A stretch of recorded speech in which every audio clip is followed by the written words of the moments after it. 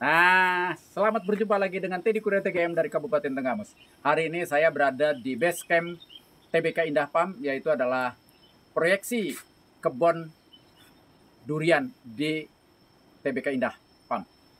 Nah, kenapa namanya TBK Indah Farm? Karena memang saya dikelilingi dengan sungai atau kali. T-nya adalah taman, K-nya adalah kali, B-nya adalah batu. Karena memang di sekeliling saya banyak batu-batu besar yang nanti akan kita coba explore. Tapi hari ini saya kebetulan ini adalah bulan di Maret awal, lagi hujan kenceng-kencengnya. Oleh sebab itu, bagaimana pertanggungjawab kita terhadap tanaman-tanaman yang telah kita tanam. Nah, oleh sebab itu saya akan mengajak bapak-bapak melihat tanaman-tanaman saya sambil apa saja yang kita lakukan atau kita perlakukan atau yang akan kita berikan kepada pohon-pohon yang baru kita tanam itu, yaitu adalah pemeliharaan-pemeliharaan yang akan kita lakukan terhadap pohon-pohon itu.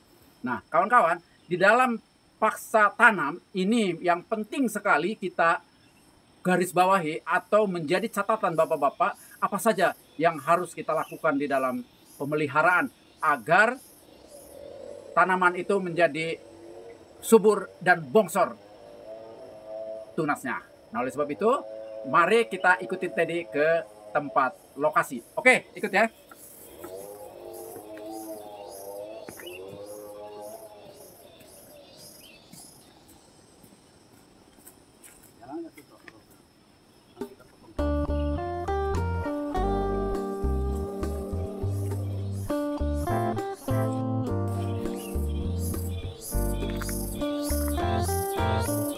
Nih, kawan-kawan.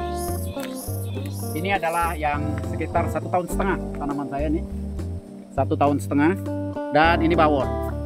Dan kelihatan di situ ada yang kering-kering karena itu kena semacam jamur ya. Itu jamur yang harus segera juga dilakukan tindakan. Nanti apa tindakannya setelah di akhir tayangan ya.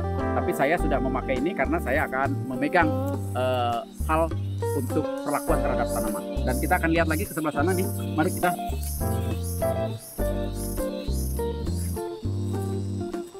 Nah, ini kawan-kawan, ini adalah sudah 6 bulan ini, bayangkan.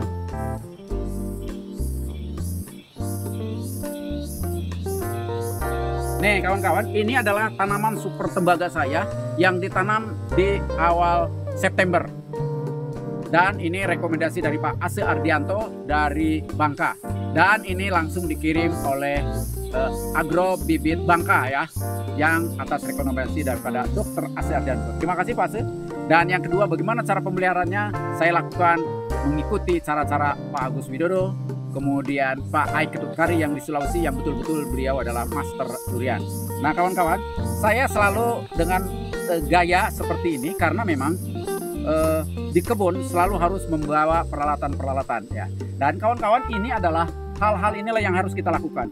Yang pertama adalah ya, agar ini seperti ini bongsor semua nih, lihat nih. Nah, kan? Nih, lihat kucuk-kucuknya bongsor. Nah, jadi agar tanaman itu berpucuk bongsor dan subur, yang pertama adalah kita harus lakukan penyiangan. Nih, liatin. Nih, disiangin ya. Disiangin.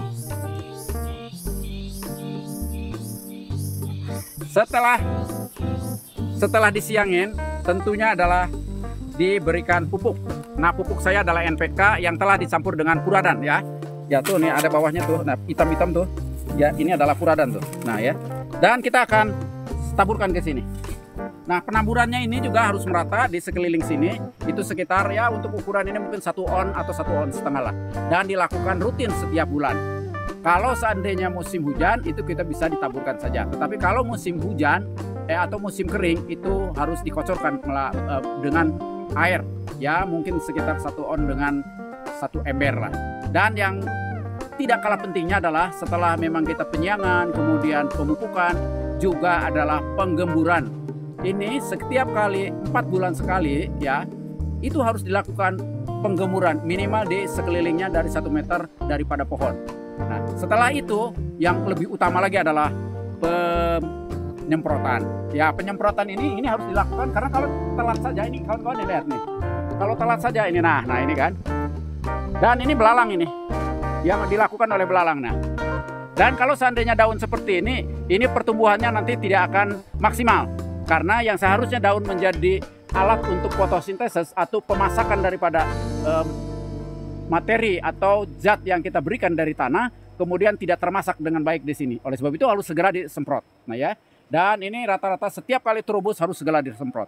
Nah, kemudian setelah itu baru kita mempersiapkan apa-apa yang harus kita lakukan di kemudian hari. Karena selain memang membersihkan lingkungannya, kemudian juga kenapa fungsi membersihkan? Agar bangsa belalang, ulat tidak mendekat.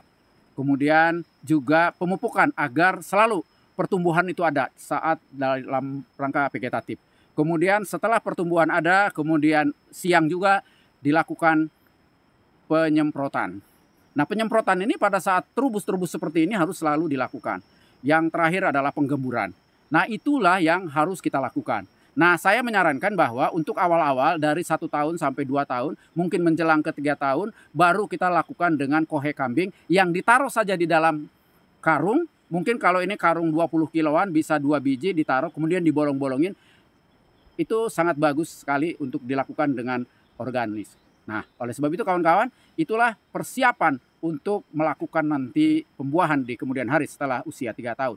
Tetapi di bawah usia 3 tahun tentunya tetap harus diberikan pupuk-pupuk yang tinggi N, P, dan K. Dan itu adalah yang paling ramah untuk tanaman. Nah kawan-kawan, cuman itu saja mungkin bahwa pemeliharaan agar berpucuk subur dan berpucuk bongsor juga itu harus dilakukan pemeliharaan seperti yang saya sampaikan. Terima kasih kawan-kawan. Jauh daripada mengajarin bapak-bapak, tapi ini adalah sebuah sharing, sebuah dokumentasi yang dilakukan oleh Teddy Kurniawati TGM. Terima kasih kawan-kawan. Kalau bukan kita mau siapa lagi? Kalau nggak hari ini mau kapan lagi? Mari kita menanam pohon durian untuk kesehatan kita dan penambah cuan-cuan untuk keluarga kita.